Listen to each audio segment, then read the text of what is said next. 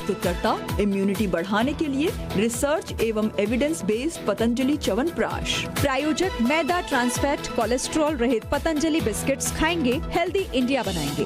बड़े भैया को पहचानिए। Original Agarwal packers and movers की पहचान बड़े भैया। agrwalpackers.in। DRS ग्रुप, फूलों के पराग और प्रकृति के सैकड़ों पोषक तत्वों से भरपूर पतंजलि हनी और Steris health care private limited deals in quality medicine. Steris, quality that you can trust.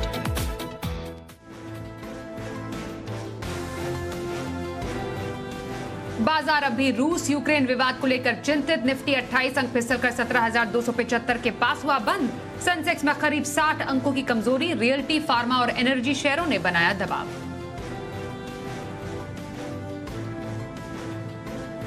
Crude में गिरावट से तेल और गैस शेयर लुढ़के। ओएनजीसी निफ्टी का top loser. US Iran deal की उम्मीद से ब्रेंट इस हफ्ते करीब 5% लुढ़का।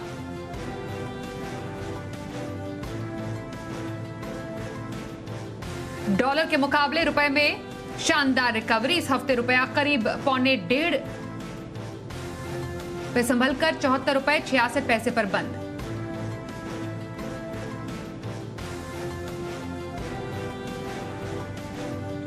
सरकार की ग्रीन हाइड्रोजन पॉलिसी से बढ़ेगा आईएएक्स का ट्रेडिंग वॉल्यूम। जी बिजनेस की एक्सक्लूसिव रिसर्च।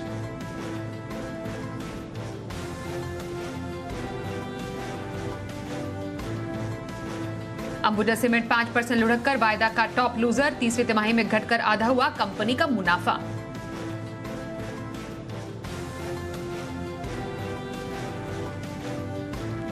बाल्मर लॉरी के विनिवेश की प्रक्रिया तेज। सभी 8 यूनिट का अलग अलग होगा विनिवेश। जी बिजनेस की एक्सक्लूसिव खबर के बाद 5% भागा शेयर।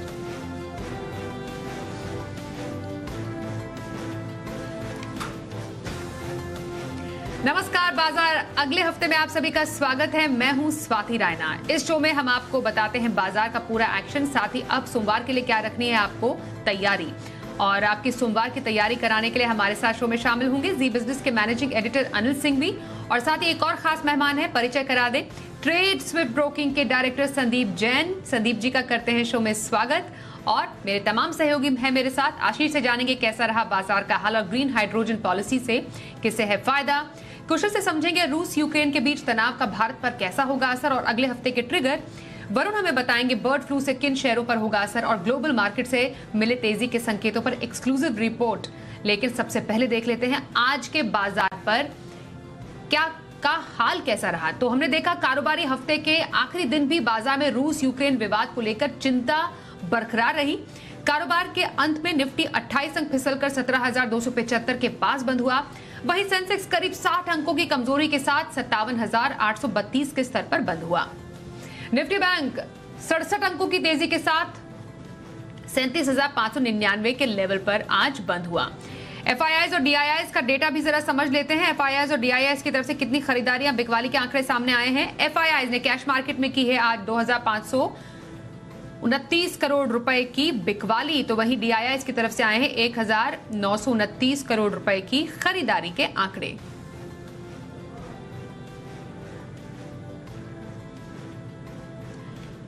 तो बाजार में आज भी काफी उतार चढ़ाव भरा कारोबार रहा। अब इसको समझे कैसे, इसके मायने क्या है बाजार के लिए, बता रहे हैं अनिल जी।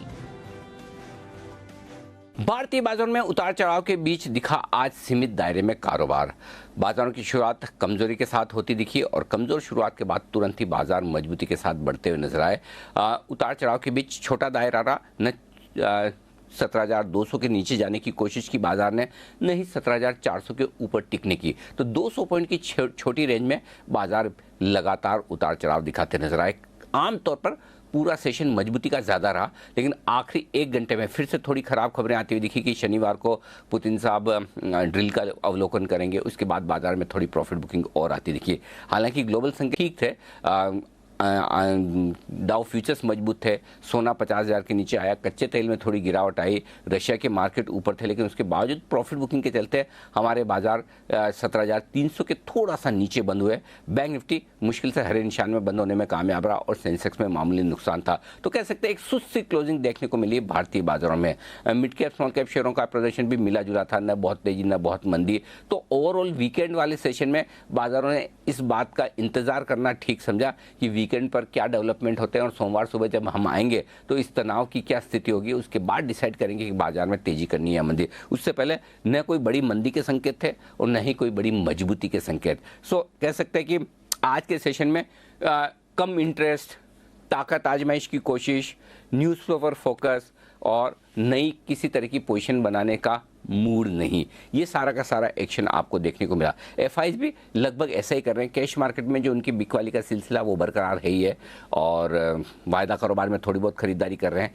आज का सेशन वैसे देखा जाए तो बहुत खराब हो सकता था क्योंकि अमेरिका 600 पॉइंट नीचे बंद हुआ कल डाउ पर, लेकिन उसके बावजूद हम ज़्यादा गिरे नहीं। डाउ फ्यूचर्स मजबूत थे तब भी हम ज़्यादा बढ़े नहीं। तो कुल मिलाकर वेट एंड वॉच वाली सिचुएशन इस बाजार में साफ नजर आ रही है। अब बाजार में आज किन सेक्टर्स में सबसे ज्यादा रही तेजी, कहां पर नरमी के संकेत थे? हमारे साथ हमारे सहयोगी आशीष चतुर्वेदी। आशीष, आज के बाजार में कैसा रहा सेक्टर्स में एक्शन? देखिए, काफी उतार चढ़ाव वाला हफ्ता देखने को मिला। रशिया यूक्रेन के बीच में जिस प्रकार से लगातार तनाव की खबरें आती रही उसने जो है बाजार पर इम्पैक्ट किया, लेकिन खास बात यह भी रही कि जो तीसरी तिमाही है इसके नतीजों की भी जो सीजन है वो खत्म हुआ और अधिकतर कंपनीज की तरफ से अगर आप देखें तो ऑपरेशनल यानी कामकाजी तौर पर जो है कमजोर नतीजे पेश किए गए, जिसका भी एक इम्पैक्ट आपको बाजार पर देखने को मिला। इक्विटी मार्केट्स में भरपूर एक्शन था, लेकिन कमोडिटीज में भी देखें तो सोना हो, चांदी हो, कच्चा तेल हो, नेचुरल गैस हो, सभी तरफ जो है आपको तेज एक्टिविटी देखने को मिली और हर तरफ जो है भरपूर एक्शन देखने को मिला। सबसे पहले देख लेते हैं कि इंडेक्स का प्रदर्शन जो है इस हफ्ते के दौरान कैसा रहा, इंडाइसेस ने कैसा परफॉर्म किया। निफ्टी में देखें और सेंसेक्स में तो करीब करीब आधे से लेकर 1% की गिरावट जो आपको नजर आई। निफ्टी मिड 100 में देखें तो 2.5% और स्मॉल कैप स्टॉक्स की जो है जमकर पिटाई हुई, करीब करीब 3-3.25% की गिरावट जो है आपको यहाँ पर नजर आई। सेक्टर स्पेसिफिक एक्शन को समझा जाए तो बैंकिंग स्टॉक्स के लिए जो है हफ्ता खास नहीं रहा, करीब 2.5% का करेक्शन यहाँ पर देखने को मिला। लेकिन आईटी, ऑयल एंड गैस की तरफ से देखें तो समवॉट मिला जुला प्रदर्शन देखने को मिला। ज़्यादा तेज़ी भी नहीं आई, ज़्यादा गिरावट, लगभग फ्लैट यहाँ पर क्लोजिंग देखने को मिली। ऑयल एंड गैस के बारे में मैंने बताया, लेकिन मेटल स्टॉक्स में भी अगर आप देखें क्योंकि नतीजे अच्छे आए थे, फैक्टर्ड इन थे, इसके बाद भी अगर आप देखें तो निफ्टी मेटल इंडेक्स इस हफ्ते के दौरान करीब करीब 4% की गिरावट यहाँ पर नजर आई। निफ्टी के चढ़ने वाले शेयरों की बात की जाए तो आइशर मोटर्स यहाँ पर 4% की तेज़ी देखने को मिली। टीसीएस में क्योंकि बायबैक भी है, इसका भी एक ट्रिगर है, तो 3% का उछाल यहाँ पर देखने को मिला। HUL है, टाटा कंज्यूमर और रिलायंस इंडस्ट्रीज जैसे जो हैवी वेट है यहाँ पर भी अगर आप देखें तो बढ़िया तेज़ी देखने को मिली। लेकिन कुछ स्टॉक्स ऐसे भी थे जिन्होंने बाजार के ऊपर थोड़ा सा प्रेशर क्रिएट किया। पार ग्रेड ये एक्स डिविडेंड भी हुआ था, इसका भी असर है। JSW स्टील क्योंकि मेटल स्टॉक्स में भरपूर गिरावट आई, इसका एक असर देखने को मिला। अल्ट्राटेक सीमेंट है, ICICI बैंक, सिप्ला जैसे स्टॉक्स में गिरावट देखने को मिली। और ओवरऑल अगर आप देखें तो जो ब्रॉडर मार्केट्स है यहाँ पर भी काफ़ी सारे ऐसे स्टॉक रहे जहाँ पर काफ़ी बढ़िया हलचल देखने को मिली। सोलार एक्टिव कमज़ोर नतीजों के बाद बड़ा उछाल यहाँ पर देखने को मिला, 24% की तेज़ी। RHIM ये भी एक ऐसा स्टॉक है जिसमें बाजार की गिरावट का कोई ज़्यादा असर देखने को नहीं मिला। शैफलर इंडिया में करीब करीब 8% की तेज़ी जो हफ्ते के दौरान नजर आई, लेकिन कुछ स्टॉक ऐसे भी थे जहां पर गिरावट रही। मनप्पुरम फाइनेंस 20% का करेक्शन। मेट्रोपोलिस कमजोर नतीजे आए, उसके बाद लगातार स्टॉक में मुनाफा वसूली देखी गई है। NLC इंडिया, महिंद्रा लॉजिस्टिक्स में भी अगर आप देखें तो हल्की गिरावट यहाँ पर हफ्ते के दौरान देखी गई। आइए अब संदीप जी का रुख कर लेते। संदीप जी, बाजार के लिए एक और उतार चढ़ाव भरा हफ्ता रहा और ऐसे हमने हफ्ते का अंत भी किया। क्या लग रहा है आपको बाजार के लिए अगला हफ्ता कैसा रह सकता है? कीपिंग इन माइंड रूस और यूक्रेन के बीच में अभी स्थिति पूरी तरह साफ नहीं है, टेंशन अभी बरकरार है। दूसरा, सोमवार के लिए ट्रेड के लिए कौन सा पिक और हफ्ते भर का नजरिया कहाँ? देखिए, बिल्कुल वॉलेटिलिटी तो पूरी बनी रहेगी। जैसा कि अनिल जी ने कहा कि आज एक रेंज बाउंड सेशन था, वॉलेटिलिटी पूरी थी और पूरा वीक काफी वॉलेटाइल गया। मंडे के दिन एक बहुत बड़ा फॉल, फिर ट्यूसडे को बहुत बड़ा बाउंस बैक और फिर 2-3 दिन एक नॉर्मल उस तरीके से चला। सो ओवरऑल रशिया यूक्रेन और इतने न्यूज फ्लोज है मार्केट में कि मार्केट्स डिसाइड नहीं कर पा रहे और वेट एंड वॉच कहीं ना कहीं रुख मार्केट अपनाया हुआ है। Small cap, mid cap perform नहीं कर रहे हैं। बाकी इन सब के बीच में मैं एक चीज जरूर कहूंगा कि हट के कह रहा हूं कि TCS का बायबैक है और Monday will be the last day. तो ये जरूर से सबको एनकैश करना चाहिए, अपने फैमिली अकाउंट्स में लें, डीमैट अकाउंट्स में, और इस अपॉर्चुनिटी को एनकैश करें। मुझे लगता है कि एक 15 से 20 दिन, महीने भर में आपको 5 से 6% का रिटर्न का ऐसे डेंजरस वॉलेटाइल मार्केट में मिलता है, तो इस अपॉर्चुनिटी को छोड़ना नहीं चाहिए। बाकी ओवरऑल मुझे लगता है कि नेक्स्ट वीक भी वॉलेटाइल रहेगा, तो स्टॉक स्पेसिफिक और बैंक निफ्टी में थोड़ा बहुत हम लोग जनरली राय दे रहे हैं कि मुझे लगता है कि वहां पे थोड़ा बेटर हो सकता है कि आज जैसे बैंक निफ्टी बंद होते होते भी ग्रीन में बंद हुआ, so that was a positive sign, और ऑलरेडी अंडर परफॉर्म कर रहा था निफ्टी के मुकाबले। तो मुझे लगता है कि बैंक निफ्टी पे और अच्छे लीडिंग बैंक्स पे फोकस करना चाहिए। बाकी मैं जो इस हफ्ते के लिए नेक्स्ट हफ्ते के लिए आज देख रहे थे ट्रेडिंग में कि एफएमसीजी प्लेस, इनमें काफी अच्छा एक माहौल बना हुआ था, भले वो HUL हो और बाकी सारे स्टॉक्स। तो मैरिको इंट्राडे एफएनओ पिक के तौर पे मैं बाय करने की राय दे रहा हूं, और 504 की क्लोजिंग प्राइस थी, 513 516 का टारगेट और 499 का स्टॉप लॉस। अगेन एक सरोगेट एफएमसीजी प्ले है जो कि एक तरीके से कॉन्ट्रैक्ट मैन्युफैक्चरर है, हिंदुस्तान फूड्स, जिसको मैं पोजिशनल पिक के तौर पे लाया हूं, जो कि जैन साहब के जेम्स में भी और मैंने 2-3 बार ओवरऑल अलग अलग सेगमेंट में दिया है। तो पोजिशनल पिक के तौर पे 2025 पे इसको खरीदिए और 2250 2320 का टारगेट लगाए और 1890 का स्टॉप लॉस। सो हिंदुस्तान फूड्स पोजिशनल पिक के तौर पे। बिल्कुल, तो संदीप जी की राय, अगर इंट्राडे पिक लेनी है एफएनओ में, मैरिको में खरीदारी की सलाह सोमवार के लिए, वहीं हफ्ते भर का नजरिया हिंदुस्तान फूड्स में रखने का सुझाव है संदीप जैन का। आगे बढ़ते हैं, कुछ बड़ी खबरों का रुख कर लेते हैं, जैसे रूस यूक्रेन के बीच बढ़ता तनाव। अब भारत पर इसका कैसा असर होगा ये समझना बेहद जरूरी है। कुशल गुप्ता हमें बहुत बेहतर ढंग से बताने वाले हैं कि रूस यूक्रेन विवाद का असर भारत पर कैसा।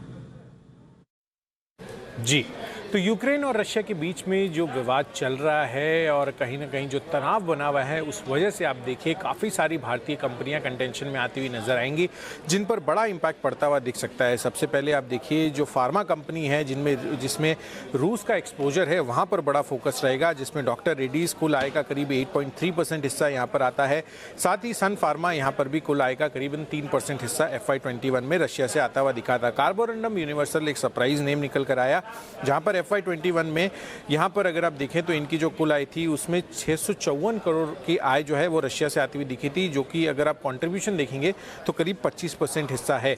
इनफैक्ट जिस तरह का तनाव है उससे कच्चा तेल और नेचुरल गैस की कीमतों में भी उछाल रहेगा, जिसकी वजह से काफ़ी सारे स्टॉक्स इंपैक्ट होते हुए नजर आएंगे, जिसमें ONGC, oil India, Petronet LNG, गेल, MGL और अन्य सिटी गैस डिस्ट्रीब्यूशन कंपनियां शामिल है।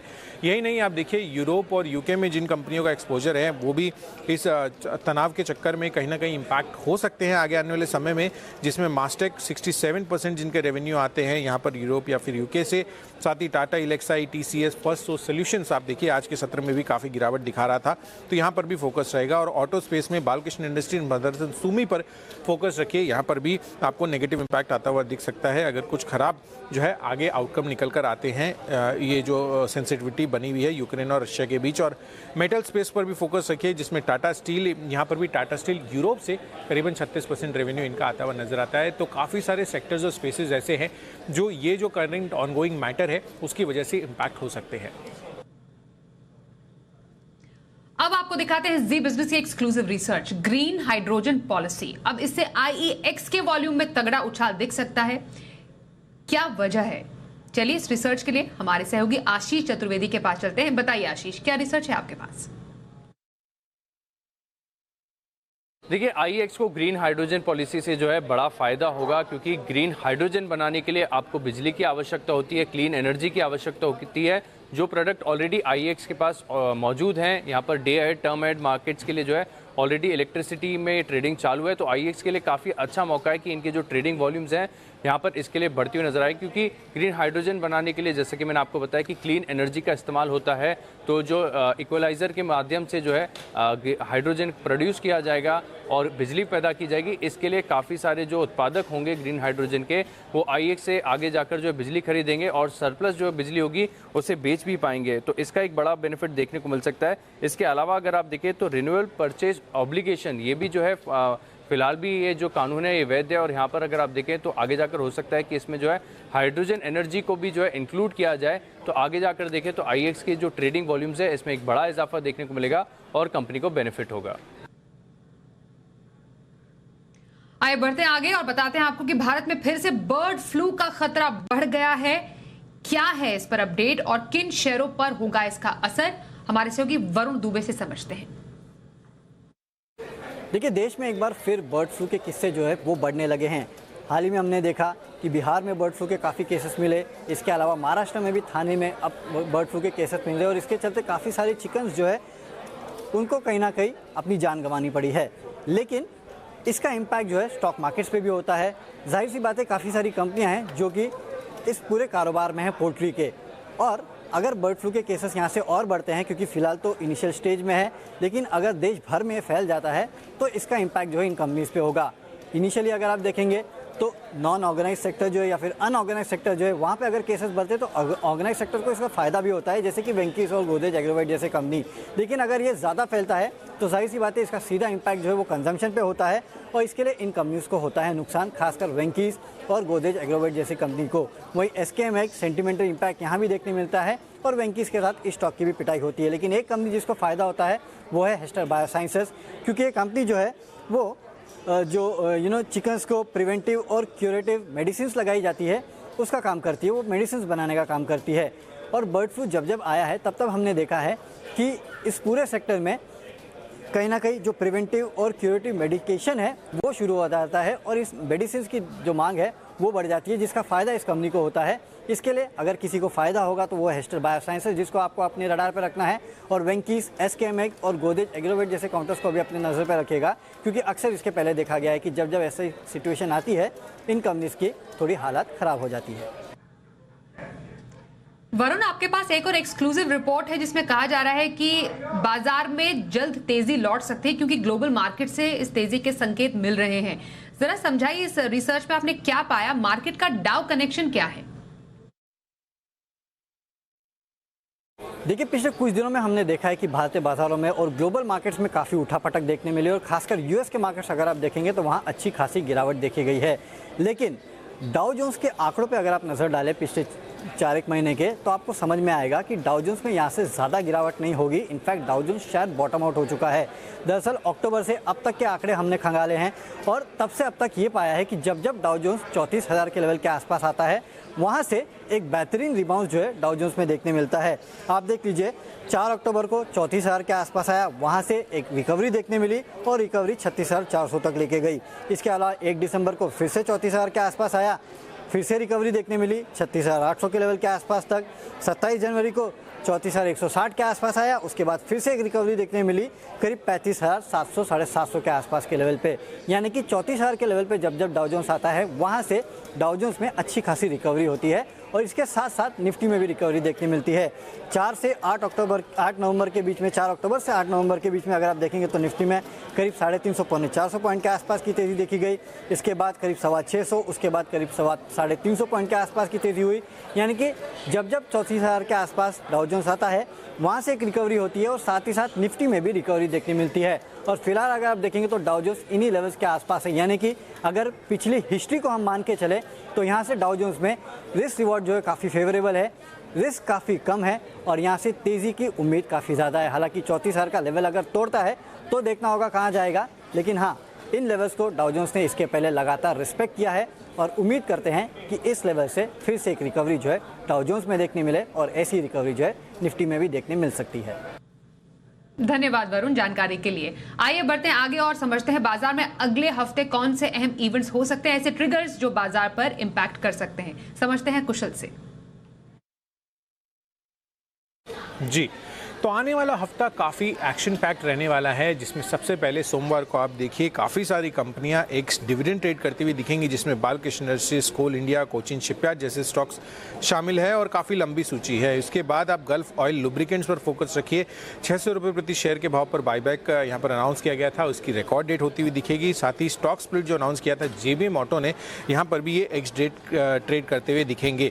साथ ही यूएस के बाजार जो है सोमवार को बंद रहेंगे। मंगलवार 22 फरवरी रही सैटिन क्रेडिट केयर, यहाँ पर पूंजी जुटाने पर बोर्ड बैठक है और काफ़ी सारे स्टॉक्स यहाँ पर भी अंतरिम डिविडेंड जिन्होंने ऐलान किया था वो एक्स डेट ट्रेड करेंगे, जिसमें Akzo Nobel, Garden Reach, Shipbuilders जैसे स्टॉक शामिल हैं। बुधवार की बात करें तो यहाँ पर भारत डायनामिक्स और जेबी केमिकल्स भी एक्स डिविडेंड डेट करते हुए दिखेंगे। एंड टीसीएस के बाईबैक जो 18,000 करोड़ का अनाउंस किया था उसकी रिकॉर्ड डेट भी है, तो यहाँ पर फोकस रखना होगा आपको। हिंदुजा ग्लोबल सॉल्यूशंस यहाँ पर बोनस इशू जो किया गया था 1:1 का ऐलान किया था, उसकी भी रिकॉर्ड डेट है। एंड मयूर यूनिकोटर्स यहाँ पर बाईबैक 650 रुपये प्रति शेयर के भाव पर ऐलान किया गया था, उसकी भी रिकॉर्ड डेट है। ग्लोबली जापान के बाजार और रशिया के बाजार बंद रहेंगे 23 तारीख को। और अंत में 24 तारीख सारेगामा इंडिया शेयर विभाजन पर बोर्ड बैठक करेगा और मॉइल और Polyplex Corporation ex dividend date करते हुए दिखेंगे। साथ ही ग्लोबली अगर आप देखें तो जापान के में जो फरवरी के सीपीआई आंकड़े हैं वो भी आते हुए नजर आएंगे। तो हर एक फ्रंट पर काफी एक्शन पैक हफ्ता जो है आने वाला रहने वाला है।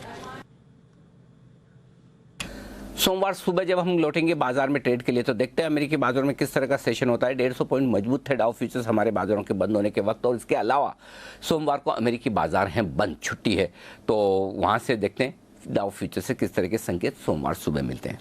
ये तो एक छोटा संकेत है।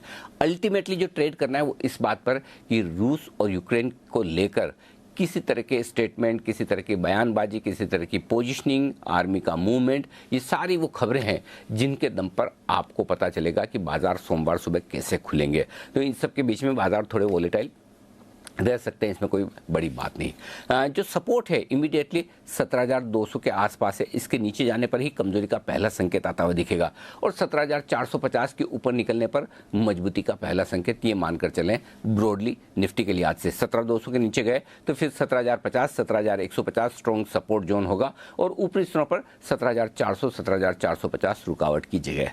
बैंक निफ्टी का जहां तक सवाल है 37,500 के ऊपर हम बंद होने में कामयाब रहे, बहुत बुरे नहीं है। 36,800, 37,000 स्ट्रॉन्ग सपोर्ट जोन है और ऊपर में 37,800, 38,000 हल्की फुल्की रुकावट की जगह। तो बहुत सारे फैक्टर्स हैं, इनके चलते बाजारों में वॉलेटिलिटी अगले हफ्ते भी रह सकती है। प्लस अगला हफ्ता मंथली एक्सपायरी के लिहाज से भी है, वायदा कारोबार में भी ऑप्शंस में पोजीशन काफ़ी बनी हुई है, स्पेशली निफ्टी में, तो बड़े एक्शन वाला दिन होगा और पूरी तरह से ग्लोबल मार्केट्स और ग्लोबल मार्केट्स का माहौल भारतीय बाजारों की दिशा दशा तय करेगा सोमवार सुबह भी। आइए देखते हैं सोमवार के ऑप्शन स्ट्रैटेजी और हमारे साथ शो में शामिल हो चुके हैं कोटक सिक्योरिटीज के श्रीकांत चौहान। श्रीकांत जी बहुत स्वागत है आपका शो में। सोमवार के लिए ऑप्शन स्ट्रैटेजी के लिए कौन से स्टॉक्स? बिल्कुल, तो हमें लगता है कि मार्केट वैसे मिक्स पे रहेगा, न्यूज फ्लो के ऊपर डिपेंड रहेगा और इसी वजह से लगता है कि एक पुट ऑप्शन लेके काम करेंगे और ट्रेड में हम कॉल ऑप्शन लेके काम करेंगे।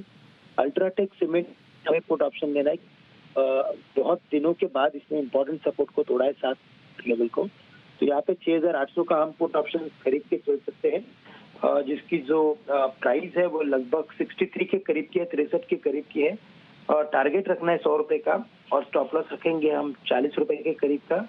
और साथ ही साथ हमें लगता है कि जो लॉन्ग पोजीशन बनानी है वहाँ पे हमें लगता है कि महिंद्रा एंड महिंद्रा के कॉल ऑप्शन खरीदे जा सकते हैं 850 के स्ट्राइक प्राइस के, जो चल रहा है तकरीबन 10.5 के करीब और यहाँ पे हम टारगेट रखेंगे 25 रुपए का और स्टॉप लॉस रखेंगे 4 रुपए के करीब। बहुत शुक्रिया श्रीकांत जी सोमवार के ऑप्शन स्ट्रैटेजी बताने के लिए। Sandeep ji long term pick के लिए कौन सा स्टॉक है आपकी पसंद?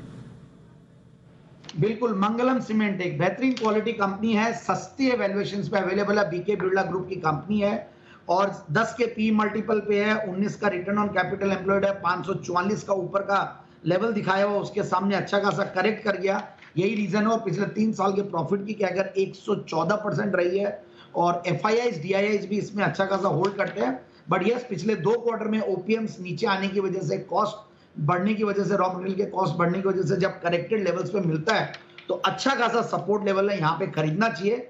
और इसमें रिनाउंड इन्वेस्टर मतलब जो स्टार्टअप एंटरप्रेन्योर थे फ्लिपकार्ट से निकल के मिस्टर सचिन बंसल, उन्होंने भी इसमें इक्विटी ली है छोटी और भी 2-3 सीमेंट कंपनीज में ली है। बट ओवरऑल मुझे ऐसा लगता है कि इन लेवल्स पे बहुत अट्रैक्टिव बाय है। 450 से 470 के टारगेट के लिए स्टॉक को खरीदे आने वाले 6 से 9 महीने के लिए। तो आगे आने वाले 6 से 9 महीनों के लिए लॉन्ग टर्म के लिए मंगलम सीमेंट में खरीदारी करने की सलाह संदीप जैन की। बहुत शुक्रिया संदीप जी हमारे शो में शामिल होने के लिए। बाजार अगले हफ्ते में बस इतना ही।